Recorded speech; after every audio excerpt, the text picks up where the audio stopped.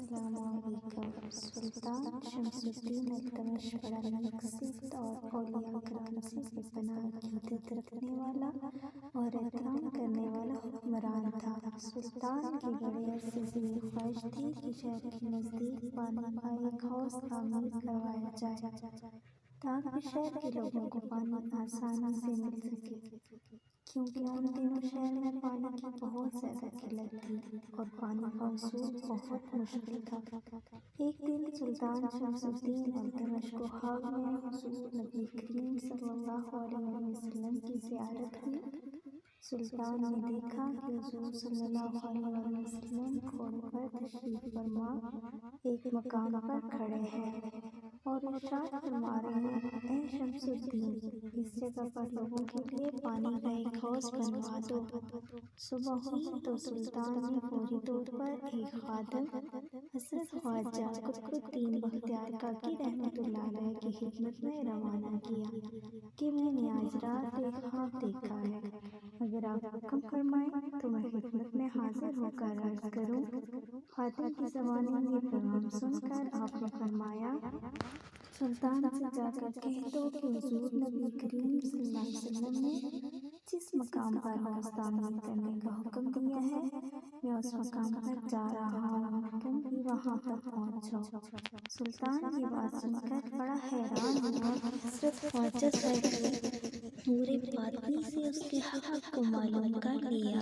چنانچہ وہ گھوڑے پر سوار ہو کر ایک سمت چل پڑا۔ اسی راستے میں کسی نے بتایا کہ حضرت خواجہ قطب الدین بختیار کاکی رحمۃ اللہ علیہ فلاں مقام پر جلوہ افروز ہیں اور تمہارا انتظار کر رہے ہیں۔ سلطان تیزی سے گھوڑا دوڑاتا ہوا اس مقام پر پہنچ گیا۔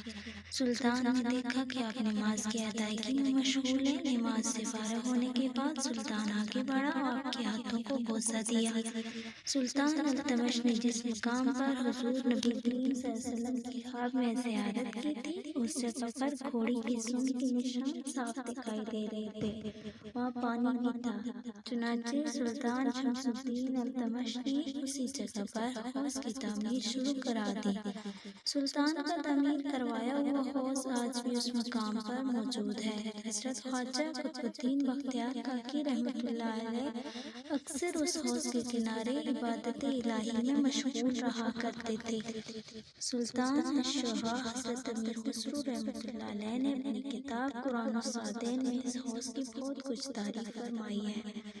اس حوض کے کنارے اکثر اولیاء اللہ مدفون ہیں۔ حضرت خواجہ قطب الدین بختیار کاکی رحمۃ اللہ علیہ اکثر اس حوض کے کنارے عبادت میں مشغول رہا کرتے۔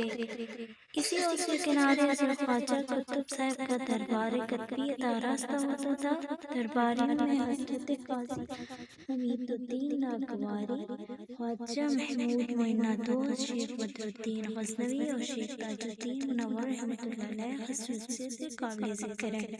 اس حوض کے کنارے اولیاء مسجد بھی ہے جہاں آپ کچھ عرصہ چلا کش بھی کرتے رہے۔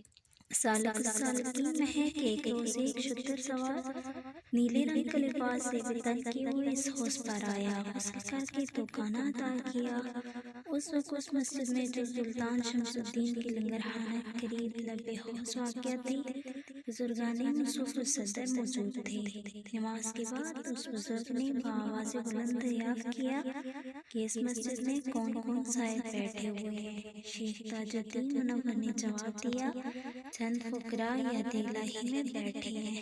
اس سوار نے کہا کہ میرا سلام حضرت بختیار کاکی، حضرت خواجہ قطب الدین بختیار کاکی رحمۃ اللہ علیہ، شیخ محمد عطا قاضی حمید الدین ناگوری رحمۃ اللہ علیہ کو پہنچا دو اور ان سے کہہ دو کہ خادم خاص ابو سعید دمشقی نے سلام عرض کیا ہے۔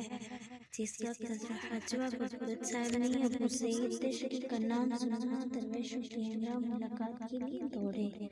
اس جگہ پہنچے مگر وہاں کوئی موجود نہ تھا۔ حضرت قطب الدین نے فرمایا کہ ابو سعید دمشقی رجال الغیب میں سے ہیں۔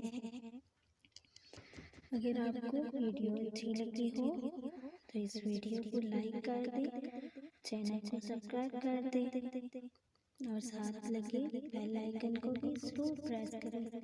شکریہ۔